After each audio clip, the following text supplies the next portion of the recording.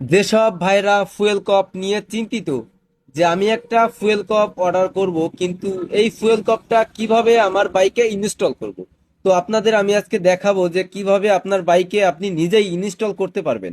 দেখেন, এটা হচ্ছে ইন মানে হচ্ছে ভিতরে প্রবেশ করবে, আর এটা হচ্ছে বের হবে। প্রতিটা ফুয়েল কপে কিন্তু এরকম চিহ্ন দেওয়া আছে। তো আমি আপনাদের যদি স্পষ্ট করে দেখাই, এটা হচ্ছে তেলের চাবি। তেলের চাবি থেকে যে পাইপটা বের হবে এইটা এই ইনে মানে ভিতরে যেটা ঢুকবে এইখানে লাগাবেন। একটা লাগাই দিলাম। হ্যাঁ, আরেকটা এটা হচ্ছে আউট। আউটে আপনার এরকম আরেকটা পাইপ লাগবে। আউটে যদি আরেকটা পাইপ লাগে এখানে এটা লাগাই দিবেন।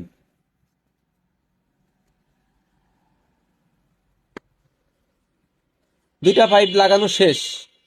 বাকি থাকলো এইটা। এইটা লাগাবেন। কাছে আনো। যাদের এরকম এসি লাইন আছে তাদের এসি লাইনের পাইপটা এখানে লাগাই দিবেন। আর এই যে যে আউটপুটটা, এই আউটপুটটা হচ্ছে এই কার্বোটারে দিয়ে দিবেন। আপনার ফুয়েল কক ইনস্টল ওকে।